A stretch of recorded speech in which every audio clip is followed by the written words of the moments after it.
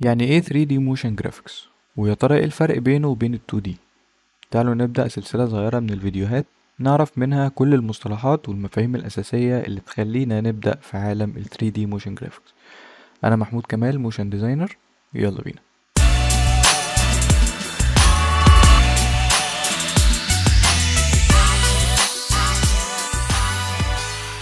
في البداية حابب أنوه إننا هنستخدم برنامج سينما 4D في السلسلة دي، بس انت ممكن تستخدم بلندر أو مايا أو أي برنامج تاني. التركيز هيكون على الكونسبت واللوجيك ورا ال 3D، ودي بتكون حاجة ثابتة في كل البرامج مبتغيرش، بس باختلاف المسميات بس هي اللي بتختلف. ال 3D motion graphics ببساطة هو فرع من فروع الانيميشن، وهو عبارة عن اني بستخدم 3D models عشان اعمل صور متحركة، وطبعا ده بيكون ليه تطبيقات كتير جدا، زي اني استخدمه في الاعلانات وفي فواصل القنوات، ممكن استخدمه في الانفوجرافيك او حتى بعض المشاهد في الافلام او المسلسلات. الحقيقة هو ليه تطبيقات كتير جدا وليه صور كتير جدا، وعشان اعمل فيديو موشن جرافيكس محتاج اعرف ايه هي الخطوات اللي المفروض امشي عليها، او بمعنى اصح محتاج اعرف ايه هو البايبلاين. البايبلاين ببساطة عبارة عن المراحل او الخطوات اللي بمشي عليها عشان اعمل فيديو موشن جرافيك كامل، من اول الفكرة لحد التسليم. البايبلاين بينقسم لثلاث مراحل كبار. اول مرحلة وهي البري برودكشن، المرحلة التانية هي البرودكشن، والمرحلة التالتة والأخيرة هي البوست برودكشن.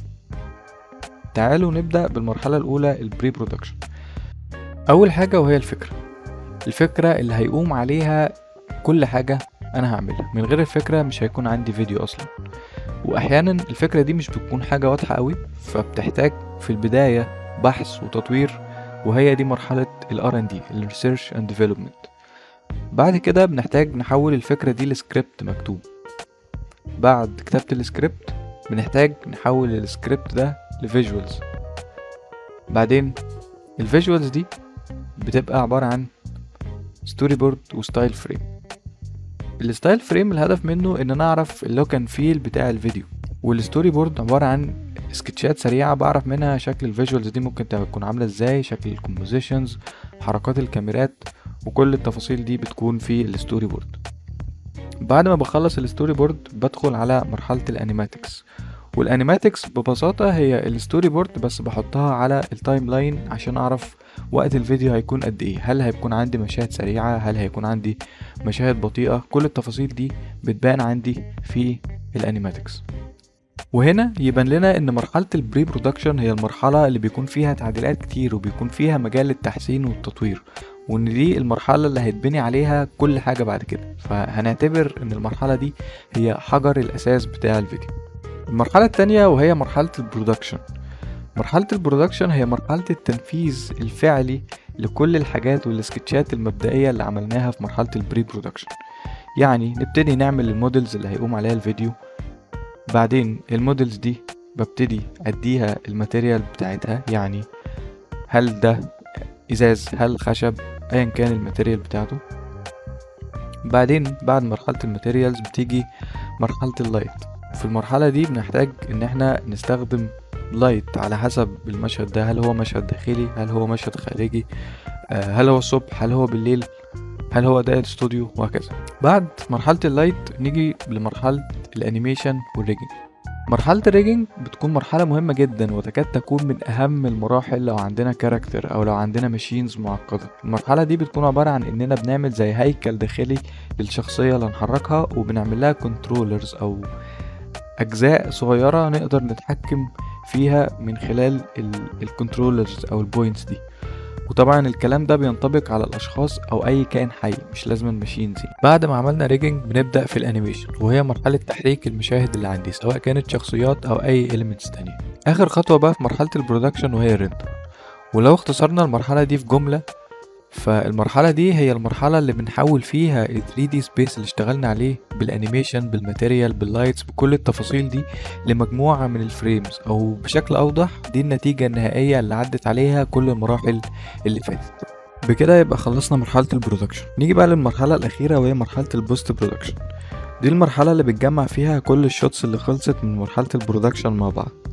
بعدين لو الشوتس دي هنزود لها سبيشال افكتس مثلا على افتر افكت، ولو هنعمل color correction، واخيرا خلصنا نكسبورت الفيديو بس كده. طيب تعالوا سريعا كده نراجع كل اللي قلنا عليه. زي ما قلنا المرحلة الأولى اللي هي البري برودكشن، أول حاجة الفكرة، بعدين مرحلة ال R&D الريسيرش والديفلوبمنت، بعدين بكتب السكريبت، بعد السكريبت الستوري بورد والستايل فريم، بعدين الانيماتكس. دي كده مرحلة البري برودكشن. المرحلة اللي بعدها وهي البرودكشن، بنبتدي نعمل موديلنج، بعد الموديلنج تكتشرنج، بعدين اللايت، بعدها الريجنج والانيميشن، بعدين الريندر. المرحلة الأخيرة وهي البوست برودكشن، أول حاجة فيها الكومبوستنج زي ما اتفقنا، تجميع المشاهد مع بعض، بعدين لو هعمل color correction أو هزود effects، بعدين لو عندي final edits، بعدين بإكسبورت الفيديو. حاجة مهمة جدا ما ننساهاش إن الساوند بيبتدي باراليل لكل أو بيشتغل مع التوازي لكل المراحل اللي اتفقنا عليها، من أول ما السكريبت يتسجل لحد ما بخلص في الفاينل إيديتس. بمعنى ان انا عندي ساوند افكت، عندي باك جراوند ميوزك، عندي دايالوج ما بين او عندي حوار ما بين الشخصيات، كل ده بيشتغل باراليل لكل المراحل اللي اتفقنا عليها دي. وبكده يبقى عرفنا كل المراحل اللي بنعدي عليها عشان نعمل فيديو موشن جرافيك 3D. طبعا الخطوات دي مش لازم يشتغل عليها شخص واحد، طبعا الافضل يكون في تيم، التيم ده هيحقق نتائج احسن وفي وقت اقل. اخيرا اتمنى يكون الفيديو عجبكم، واشوفكم ان شاء الله في فيديوهات تانية قريب.